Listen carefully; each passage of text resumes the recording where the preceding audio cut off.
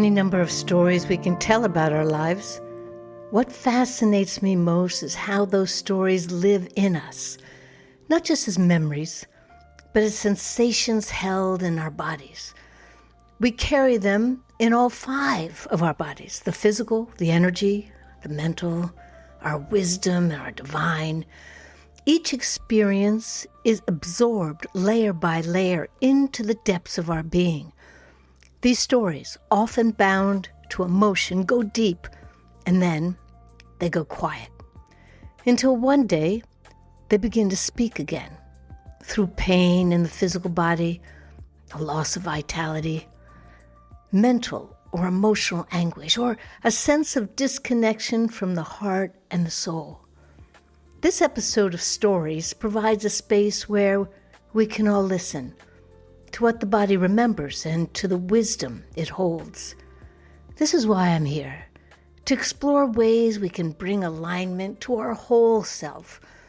I'm not doing this work alone.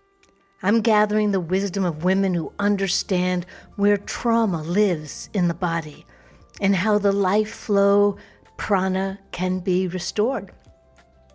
Today, we begin with the physical body and my conversation with Marcia Ward, a somatic therapist, highly respected healer, and someone I've known and trusted with my body for many years.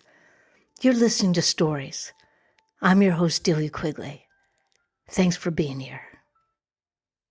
All right, so I want to welcome Marcia Ward. And Marcia, so you give me the introduction. I mean, I've known you for, I don't know, like 40 some years now, right? Yeah, easily. And I Yes. knew you as a young dancer, and then you went off to fame and stardom in Europe as a dancer. and you were on, thank you very much, you were on one of my podcasts talking about, I think it was resilience. Thank you. Yeah. Which is the yin yang of resistance, right? Right. Right, resilience. Yeah, that was a good story. And so you returned back and began to study the body. Right.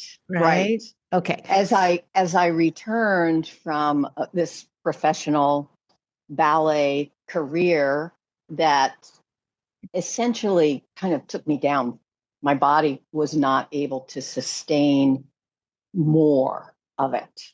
And I realized that I had to do something different.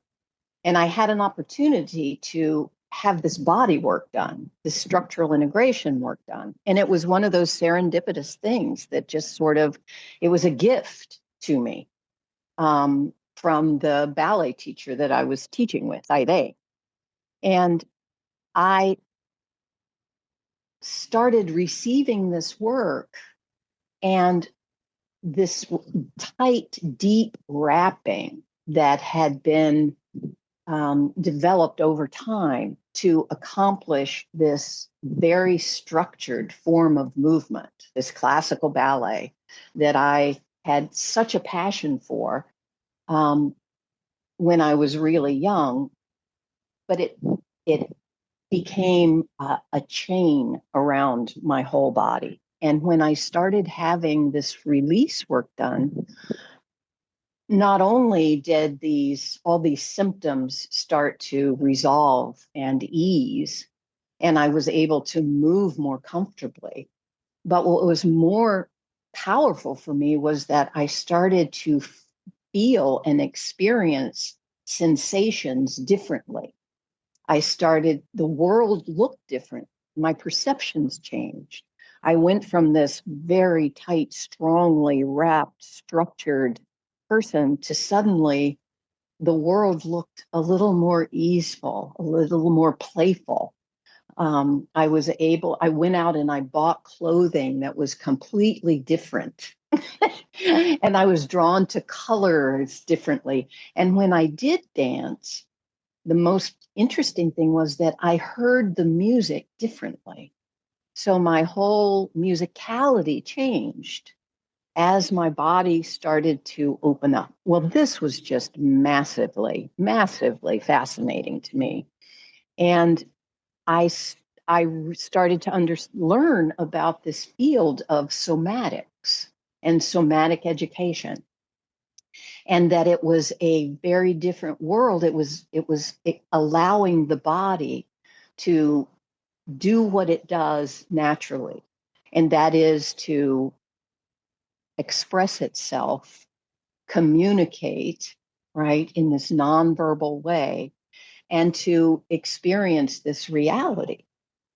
And over the years, I've come to believe that we are spiritual beings inhabiting a physical reality, and that the opportunity of this reality is in the very physicality of it, the ability to have a body, the ability to have sensations, for me to look out and see the colors of the greens and the trees and all of that ability to connect with everything. It's all part of this physical being, this physical structure that I realized my personal path was to learn to live that, to learn to embody that experience of being, of having a physical body, and appreciate it for the opportunity that it is. Because I do believe that when this limited lifetime ends, whatever comes next, it's not going to be this, right? It's going to be something different, but it won't be this opportunity that we have to feel and sense and experience in this way. So, Okay, can I jump back to this wrapping? yes. Okay, I'd like to stay with that for a moment. Mm-hmm. And words can mean so many things to people. And Yes. when you say wrapping, to me, I imagine, as a dancer, your musculature, the fascia, all these almost a shrinkage Right. of all of these internal parts Right. of the body. Go on. Could you elaborate on this wrapping idea? Well, just using my experience of ballet, but I think we do this in everything that we do. But the ballet technique is based on a very structured way of moving, and it is something that is not really natural to the body, involving turnout, not to mention being on the tips of the toes in those pink pickles, carrying the weight of the body. All of this unnatural, but very beautiful, aesthetically beautiful um, movement that is a learned style of moving, and that it is learned by watching other people move and trying to move the way they do. Okay, excuse me. So, is there any other discipline that you have seen that in? Oh, sure. Like Okay. all sports, gymnastics, ice skating, football playing. It's all based on this muscular use of the body, that where the body has to be trained to move a certain way, right? And And and in so doing, it requires that the body move differently than its original design, right? Because we're trying to create a certain style of movement. and so the when you work on people with the somatics, Mm-hmm. do they have that same experience, that same type of experience that you had? Yes, most definitely, because the body knows how to move. And obviously, it has this innate programming from the time that we're born that dictates a pattern of learning of how to move with gravity, of how to move with ease, because a baby doesn't have any muscle. So it has to shift its weight and learn to work with gravity and find these internal connections that are innate. It's natural. It starts from reflexes and then it's learned over time. That's a whole different way of moving. That's how we're designed to move. And then as adults, we start wrapping these alternative ways of moving. And then we have accidents and injuries where the body has to compensate and it wraps some more. So we end up with these layers of compensatory structure that where the tissue actually changes. It densifies, the fascia gets tighter in areas to try and splint and support areas that we're trying to create a movement that is different from this natural flowing movement that we originally are patterned that we are patterned to do naturally. So what is Does the that make technique? sense? Yeah, it does. So what's the technique you would use? I mean, we're speaking this, but people are on a table, you're working at like a deep muscular massage. Can you explain it? Well, the practice that I use is based on the 10 session work that Ida Rolf developed originally. And she was the first person to have this view of the body from the perspective of the connective tissue, the fascia. And this was years before fascia was discovered as it is now that we have the ability to look inside of a moving body and we see how these fascia layers are so fluid. But she had this knowledge of how these structures relate to gravity and then support themselves upward in a suspensory way.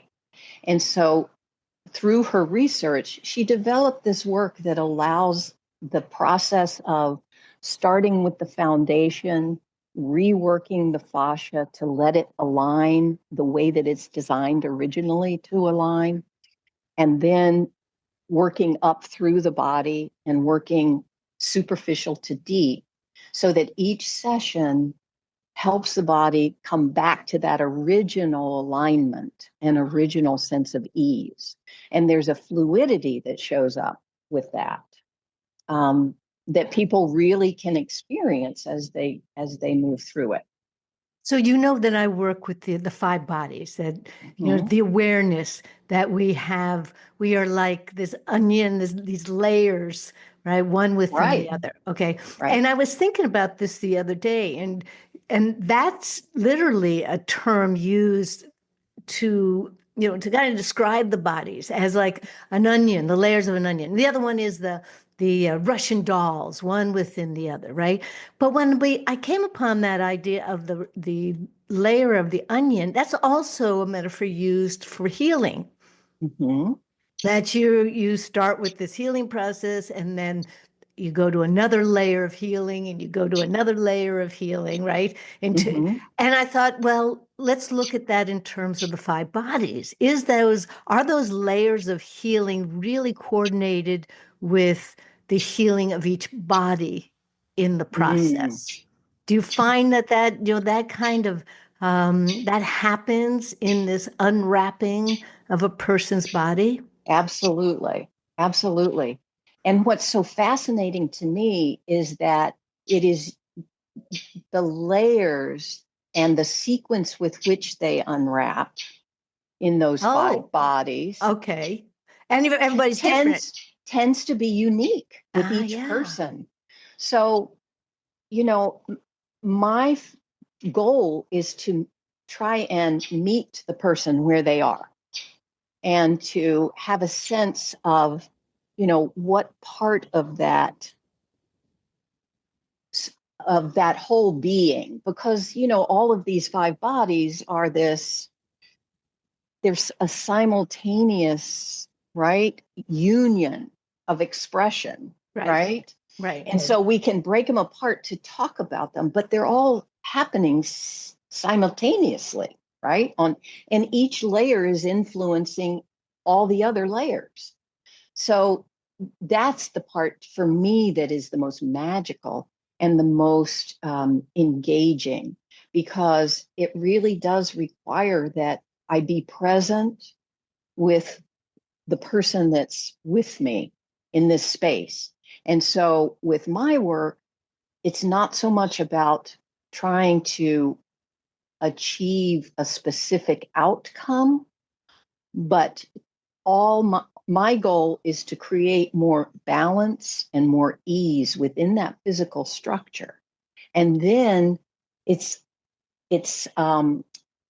what shows up most often is, rather than a specific result, is that the person becomes more of who they really are underneath those structural blockages.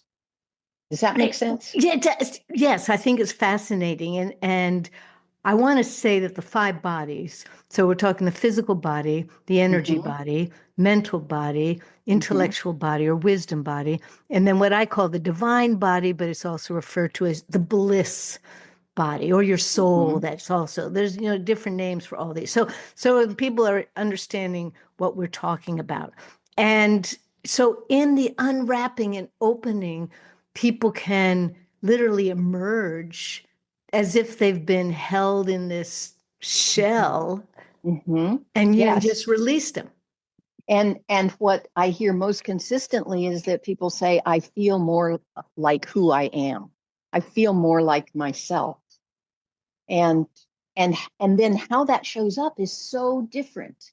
Some people make these radical changes in their lives. They leave relationships, they change jobs, they, do all this physical stuff. And then other people have this like creative spurt where it's like they just go to this other level that they knew was there, but they couldn't, it had been subsumed by life, you know. Um, and so, and then oftentimes there is this connection with whatever their spiritual essence feels like to them. And I hear this articulated in very different ways. Um, but it seems to be that the body, what keeps showing up is that the body is like an inroad to these other bodies, because the body is the dense matter. It's the densest of all those bodies, right? Yes. And so by like, and I've experienced They're this the in, container. It's the body is the it's the container. container, Right. yes. And so in my own life, I've really experienced this, that if I can, and if I go back to the breath, if I go back to these physical sensations of being within my own physical home, then it's like these other areas are so much more accessible, right? Yes. Yes. Yeah, yeah. Right. It came to me actually because I've been really pondering this a lot lately. I'm going to be teaching this course soon, and what arose for me was this idea that the intellectual body, right, Mm-hmm. is the witness of the first three, physical, energy, and mental, which are more fragile. They're Yes. right. They're more fragile, and they're more susceptible to being tarnished by the outer world. So we're constantly projecting outwards, and we're affected by the food and the environment and the thoughts and everything. And so there's the intellectual body that's kind of like, okay, let's bring this under control, right? But until you hear it, until you listen to it, until you're aware of it, it has no, it has, well, maybe we can call it intuition, but even people don't listen to that. Would you Mm-hmm. say that, does that make sense to you? That, I would definitely say that that makes sense, and that the physical body, particularly, is vulnerable to these outer influences. But again, in my perception, it seems like, because we are in this physical expression, it's almost like my imagery is that the body is kind of in the center, and that everything is emerging from there and influencing that. It's sort of like the baseline, um, for all of this expression. Does that make sense? yeah, okay. So how does that show up for you now? I mean, after all this time and you've had work done on you probably repeatedly, right? So where Hmm. are you today at this age, and with this knowledge and experience? Where are you in this, in your physical body? I am in transition Yeah. because being turning 70, 71, and then 72, I am definitely experiencing these changes that are taking place. And I'm um, surprised because you know how we all think that, well, I've worked on this for so long that this isn't going to affect me somehow. You know, we don't really say that out loud, but we kind of hope that that's the case. Same thing with the wrinkles and all that kind of stuff. Right. But so I am in another exploration state, and how I stay open to that is to try and stay curious and to be willing to change what has been some of my patterns. So I notice that I am spending more time on the floor, being with my own body and moving, and I am spending more time with practices that are bringing me back in. I feel like I'm at the return cycle, not so much going out into the world, but coming back in. And so I'm engaging in more um, uh, meditative types of practices, but I'm also recognizing that I'm actually needing to become more physical and put more attention to that. So, I mean, more like weightlifting and more doing these things that my body is communicating with me. And So how to here's do that without rapping? You know what I mean? yes, Yeah, right. exactly, Hmm. exactly. Hmm. And the I think the thing that I have needed to develop in my life, and I something else that I try and work with my clients is this notion that the body is always communicating with us and we stop listening. And those communications, I call it messages from the Department of the Interior. And those communications are happening at all times. And if I can develop a relationship with that communication, then I know how to shift and change and respond rather than trying to control. I need to control my weight. I need to control my sleep patterns. I need to, this type of thing. So for me, it's a lot about flexibility and fluidity in terms of what I do, as well as how I think, as how my energy is expressed. You know, all of those five bodies, it's really important for me to experience that consistency of flow as I get older. Does that make So sense? it does, and it's coming from someone who knows, or has a practice that can experience that and listen. But what about people who are listening, to speak that don't have that experience or haven't had any the body work, or, what would you suggest for them? Well, there are wonderful classes, and there's more information coming out about um, how less is more. All this heavy duty exercising stuff is starting to be questioned as more is discovered about the fascial system. We're starting to appreciate that, and we know this, the body is 70% water, right? Right. We are aquatic at our deepest nature. Our deepest parts are aquatic in nature. Our spinal cord swims in cerebrospinal fluids.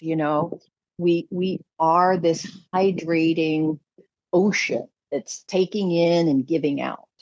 And so there are somatic movement classes and more meditative types of training that can help people bring the mindset to this more fluid way of being in the world.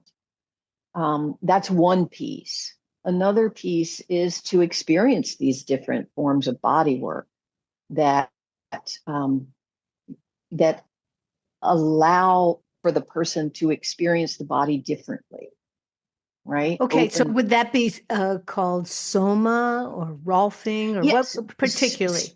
Well, structural integration is the umbrella term that refers to Rolfing, to Soma, to Lomi Lomi, to these various practices that focus on somatic repatterning, structural integration, helping the body come back to what its natural original design.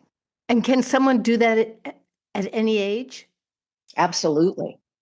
Absolutely. I've worked with newborns all the way up to, I think my oldest client was 90, no, yeah, 92.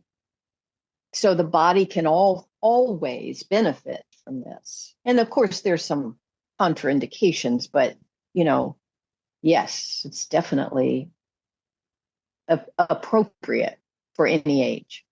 So I've been a yoga practitioner for many years, and I know how badly yoga can be taught and Yes. how badly it can be done, and resulting in much like a dancer that this wrapping begins to occur. Have you encountered a number of yogis who, Oh, yeah. I've had quite a few on my table. right? You know, And you found that they were suffering from improper training or going too far. yeah, it tended to be this mindset of having to achieve something and pushing the body and too much repetition, right? Where it's even though the organism starts giving cues with pain, right, to say, but we keep pushing through because we have this mental or this idealized image of what we should be able to do, what we want to achieve. It's that sort of goal setting thing that gets people in trouble. But again, that comes back to sports or so many other Anything. things. Yeah, anything. Yes. And that's Yes. the ego trying to achieve and saying, I can do, it's all Right. about me. Right. Right. Right. Showing off. Well, and Right. it's also just a different experience of the body. One, I mean, when I was a dancer, I loved the level of control. Control is a big thing that I had over the body to be able to, on command, to do, a triple pirouette or last through 4 acts of Swan Lake or, do all of these ridiculous things. But that's all about that, what you're saying, the ego, the identity is wrapped around that. It's who I am and what I can achieve versus this relationship between my mind and my body and my energy, and the body being able to express that and to be able to move from that relational way of being within my own self. Does that make sense? Yes. And do you ever feel that moment where you're like, I am aligned, I'm in tune with all my bodies? And maybe not Yeah, thinking, yeah, yeah, okay. absolutely. Absolutely. Momentarily, let Yeah, me yeah, yeah, say. right. Yeah, Because I there's know that. always somebody that's, It's always something, right? yeah. But even if it's not a total alignment, which I mean, that's rare, but just the intention for moving away from this need to control and to present and to appear, right? And into the state of being with. Just that change in intent changes everything Yeah. because the whole organism responds to our intention, right? Our desire. As infants, the baby sees the toy and it wants that toy. And it's just that desire for that toy, the brain, the nervous system, the whole organism kicks into gear to accomplish that desire. It's not we don't have to think our way through that. We just have to have that clarity of intent. So when I work with people, it's really important. I ask them, what do you desire for your body? How do you interpret where you want to be with your body? What does that look like to you? What does that feel like to you? Because that is going to direct how I work with them and how they experience their own embodiment. Okay. So when I was teaching the structural integration work, I would use the movement work, the Laban Bartenieff movement work that is based around these developmental patterns of how we originally learned to move, how the organism is designed to move. Then I would use that material to teach kinesiology, which is the study of movement. So people would have an embodied experience of how it is we learn to move, right? As they were learning about that in a classroom type of setting. So the thing that was so fascinating, though, is that I would videotape these students and I would have them walk around the room and just have them notice how they were feeling. And then I would have them go down to the ground, however they wanted to, and come back up and then walk around the room again. And then I would turn the video off and we would go down to the ground and I would teach them this exploratory type of movement that brings us out of working from our muscles and back into working with the breath and tuning into the fluidity of the cells. I mean, it was like all this internal imagery, and it took me a while to get them to go with me on it, but they would do that within a few minutes. And you could see, and this is Emily Conrad Dowd was playing with a lot of that. And then we would start moving these developmental patterns in these really simple ways. And after about a half an hour of this exploration, we would bring it to completion, and I would turn on the video camera and I would have them stand up, walk around the room, do the same thing, go down to the ground, come back up off the ground, and walk around the room again. And visually, you couldn't miss it. You could not miss the change in the quality of their movement. And then I would ask them, and they would be like, wow, I can't believe the difference, how much easier it was to get down on the ground and come back up. So, it's like this. What I love about this material is that you're not teaching them something that they don't know. It's like the body, the organism knows how to do this. This is what's natural to it. It's just that we have to, shift that intention to let it have that voice and let it reset itself back to that original patterning. And that's the power of it. And then you take that into anything else like a yoga practice. Then you go into yoga and the body is organizing itself in a more optimal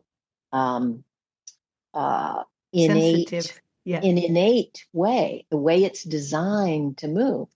So you can't get hurt. You just won't get hurt doing that, and you won't overdo because you're not it's not about muscle. It's about weight shift and interconnections. I think the most important thing you just said there is that the body already knows. Yes. The body knows what to eat. The body knows how to Yes. move. The body knows how to Yes. feel. The body knows how to sleep. I watched something recently where this woman was explaining. It was so interesting. The body knows how to die. And Yes. step by step, the body goes through the dying process until you Right. inhale, exhale, And that's it. And Right. it was really everything, the whole breakdown of it. And that I think of everything, about the five bodies is that it's all there. It's all innate. It Yeah. knows. And if we just move that ego aside, right? And take the mental, you know, the negative aspect of Well, the mental the process. artificial programmings that we receive Yes. Right. from other people, the world, from you have to do it this way, right? Those Right. artificial programmings, that Right. software, realize that that's what that is, and that we know already what to do Right. If we listen, if if we you're, listen and that's with what we have to awareness. develop. Right, That's what we have to develop is that ability and willingness to right. listen and then respond to that The instead of, mindfulness. yes, instead of overlaying and teaching something. Well, that's what it's all about is practice, finding the right discipline Yeah. for yourself. Should I even say discipline? Finding the right practice, right? And The being right consistent. Yeah, moment to exactly. moment, the practice of moment to moment. The practice of moment to moment. There you go. Yeah. Good. Yeah. All right. Okay. Okay. All All right. right.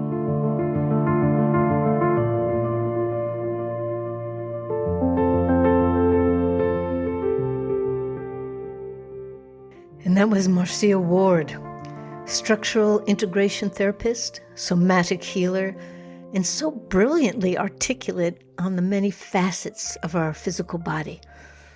I really love that interview. And you can read more about Marcia on this podcast post on my deliaquigley.substack.com. That's my site, my writings, my podcast. And if you're interested in learning more, I'm teaching on learnitlive.com. That's learnitlive.com, where we'll explore the physical body as the grounding force for your energy, mental wisdom, and divine bodies, much of what we were talking about on this episode. I'll also be sharing how nutritional needs evolve with age, especially for women, and offer some common sense dietary guidance that supports vitality rather than restricting it. You'll also learn how movement and exercise can be adapted to honor your changing body, shifting from punishment to nourishment, from doing more to moving with intelligence and care. Again, much of what Marcia's covered here in this episode. I really hope you'll join me. You've been listening to Stories. I'm your host, Delia Quigley. Until next time.